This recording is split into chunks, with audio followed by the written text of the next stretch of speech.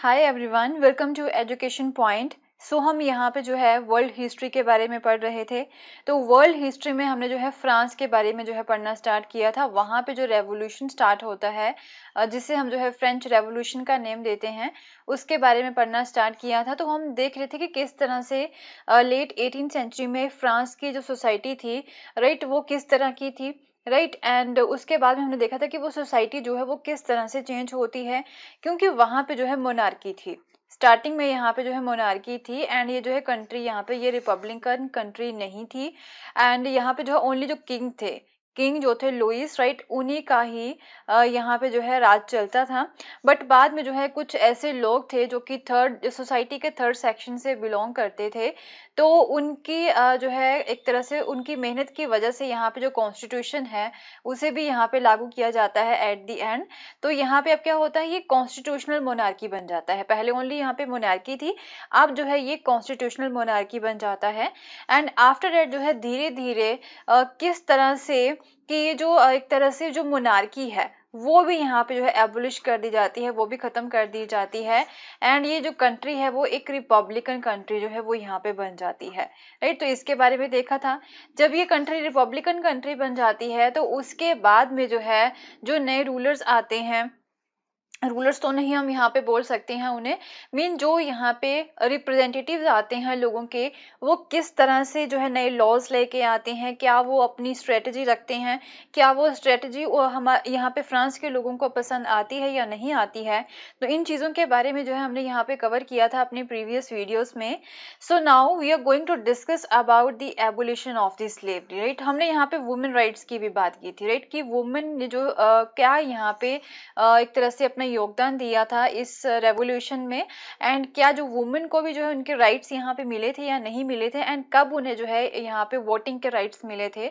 तो इस टॉपिक के बारे में भी जो है हमने डिस्कस किया था अपनी प्रीवियस वीडियो में। So in this particular video we are going to discuss about the abolition of slavery, right. आप जो स्लेवरी है जो कि काफ़ी ज़्यादा फेमस थी 18th सेंचुरी के आसपास की, अगर हम यहाँ पे बात करें, जब प्लांटेशंस के जो काम है वो स्टार्ट होते हैं यूरोप में भी, या फिर दूसरी कुछ और भी कंट्रीज थी, राइट, जो कुछ और यहाँ पे सोसाइटी यहाँ पे हमारे सेक्शंस रहते हैं पूरे वर्ल्ड के।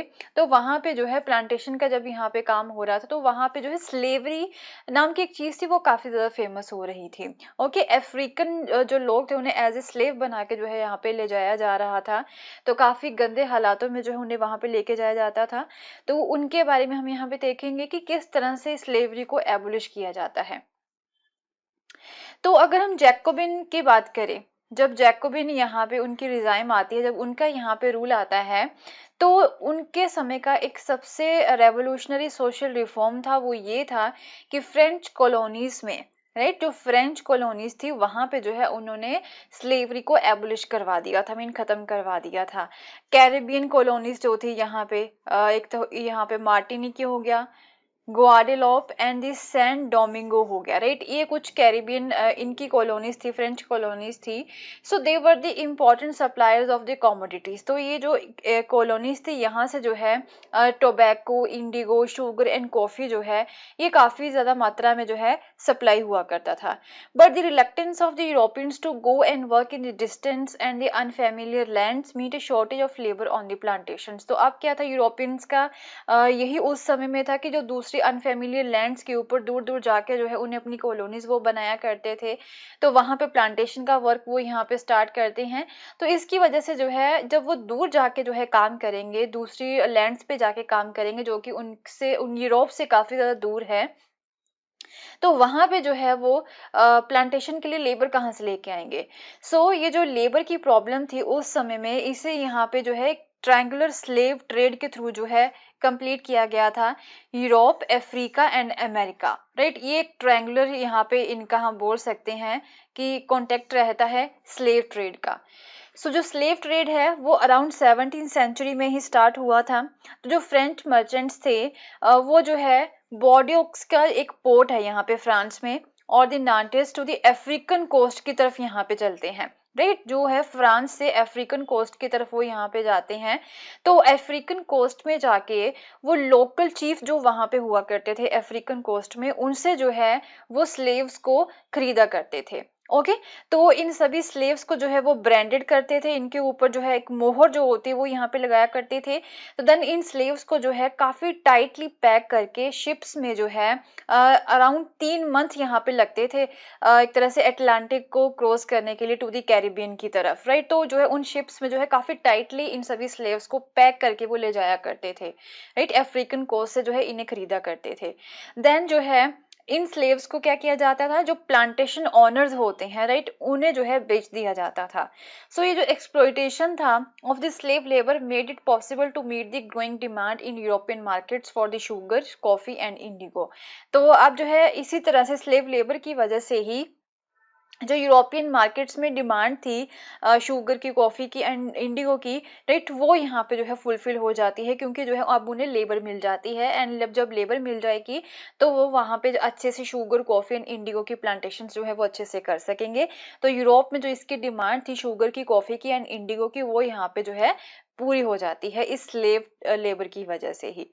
तो जो पोर्ट सिटीज थी यहाँ पे, बॉर्डियोक्स की, नांटेस की, दे ओन देयर इकोनॉमिक प्रोस्पेरिटी। तो अब यहाँ पे स्लेव ट्रेड की वजह से ये जो पोर्ट सिटीज होती हैं वो प्रोस्पेरस हो जाती हैं, क्योंकि वहाँ पे स्लेव ट्रेड काफी ज्यादा हो रहा था, क्योंकि काफी ज्यादा फ्लरिश भी हो रहा था।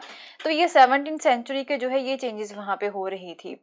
सो throughout the 18th century, पूरी 18th सेंचुरी की अगर हम यहाँ पे बात करें, there was little criticism of the slavery in the France. तो पूरी 18th सेंचुरी में यहाँ पे जो है ज्यादा क्रिटिसिज्म नहीं किया जाता है स्लेवरी का।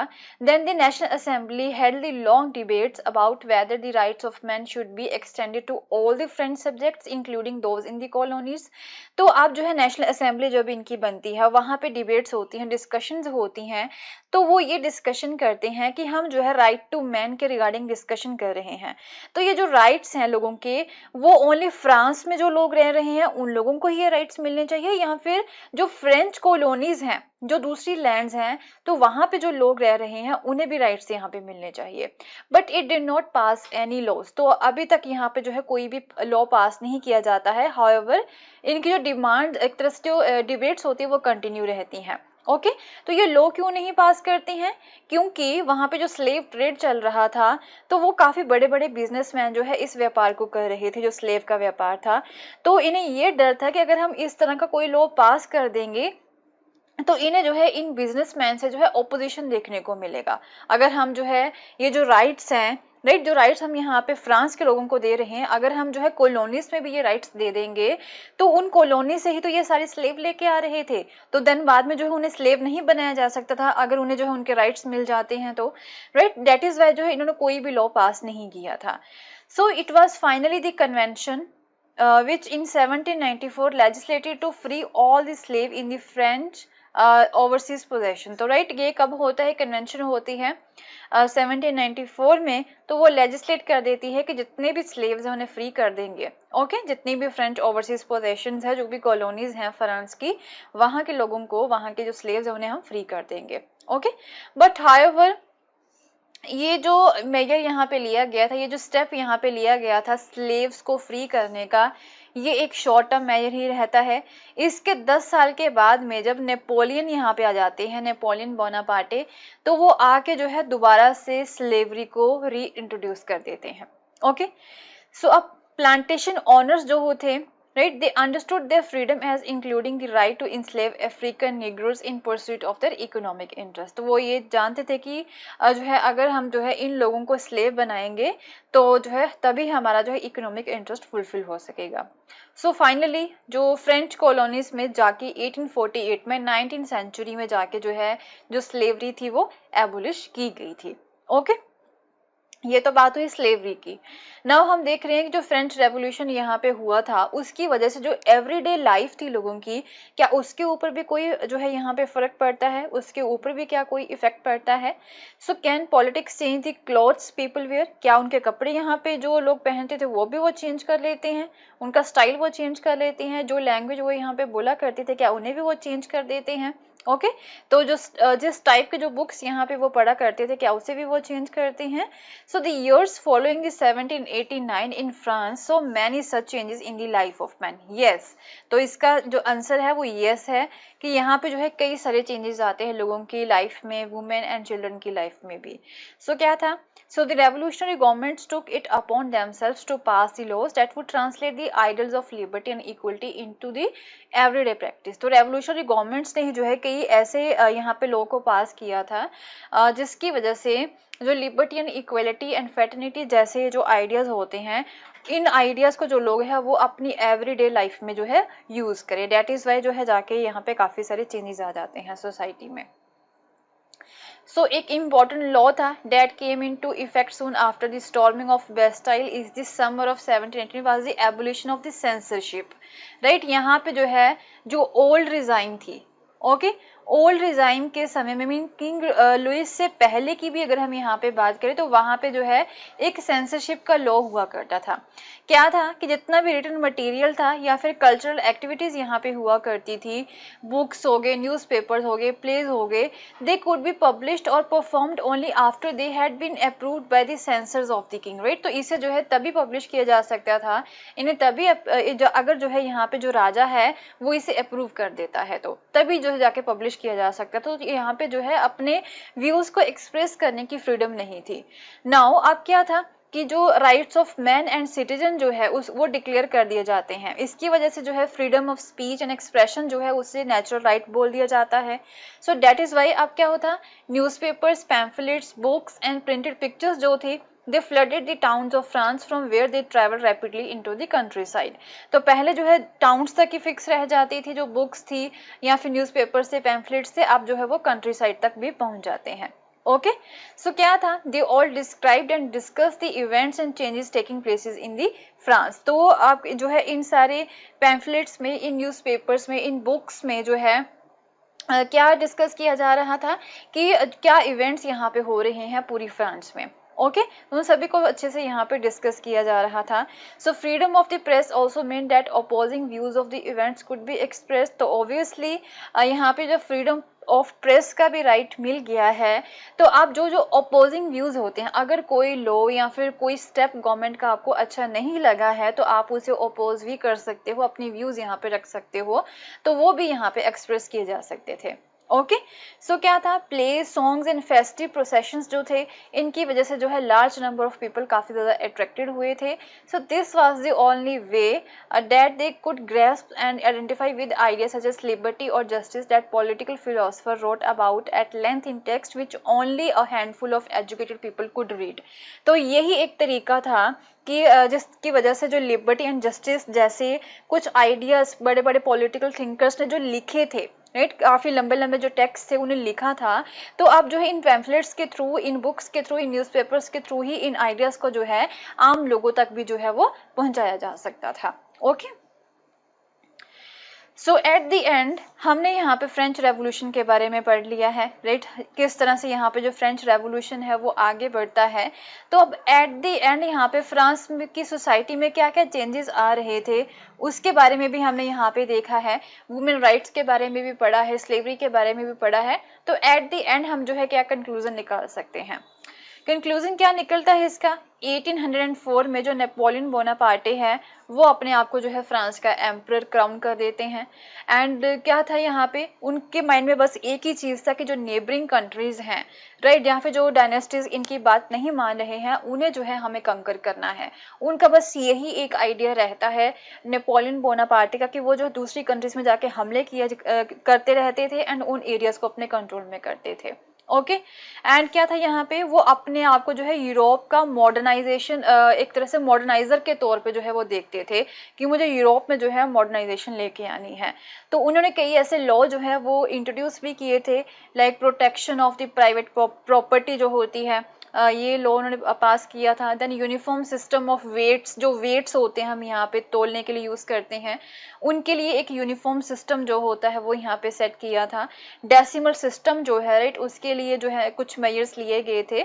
तो क्या था यहाँ पे इनिशियली कई लोगों ने जो है नेपोलियन बोनापार्टे को जो है एक लिबरेटर के तौर पे देखा था, एक ऐसा पर्सन जो कि लोगों को फ्रीडम दिलाएगा हर तरह की प्रॉब्लम से.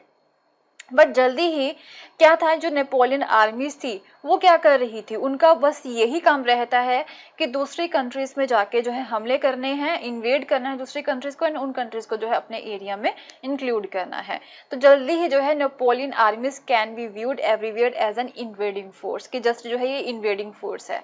तो एट द एंड जो है 1815 में जो है उन्हें हार का सामना करना पड़ा था वाटरलू में, यूरोप में। And many of his measures that carried the revolutionary ideas, liberty and modern laws to the other parts of Europe had an impact on the people long after Napoleon had left. तो however कई ऐसे भी ideas थे, कई ऐसे measures इनके द्वारा यहाँ पे लिए गए थे नेपोलियन बोनापार्टे के द्वारा, जिसका जो इफेक्ट है वो बाद तक लोगों के ऊपर यहाँ पे रहता है, लोग उनसे इफेक्टेड होते हैं, उनका पॉजिटिव इफेक्ट उनके ऊपर पड़ता है। ओके सो जो जैसे कि आइडिया है लिबर्टी का एंड डेमोक्रेटिक राइट्स का, ये एक इम्पॉर्टेंट लीगेसी है फ्रेंच रेवोल्यूशन का, राइट। फ्रेंच रेवोल्यूशन की वजह से ही लिबर्टी के आइडिया एंड डेमोक्रेटिक राइट्स के जो आइडियाज होते हैं लोग इन्हें समझ सके थे। ओके तो the spread from the France to the rest of Europe. तो ये जो आइडियाज है ड्यूरिंग द 19th सेंचुरी जो है दूसरी यूरोप में, यूरोपियन कंट्रीज में भी जो है फैल जाते हैं, जब यहाँ पे फ्यूडल सिस्टम्स को खत्म कर दिया जाता है। ओके तो इंडिया की हम यहाँ पे बात करें, टीपू सुल्तान एंड राजा राम मोहन राय जो थे, they were the two examples of individual who responded to the ideas coming from the revolutionary France. तो उनके ऊपर भी जो है इन आइडियाज का काफी प्रभाव रहता है, वो भी इनसे काफी प्रभावित थे। Okay so in our next video we will start the chapter number 2। तो यहीं पे हमारा चैप्टर नंबर 1 जो है, जिसमें हमने जो है फ्रेंच रेवोल्यूशन के बारे में पढ़ा था, वो कंप्लीट हो चुका है। So in our next video we will start the chapter number 2। Okay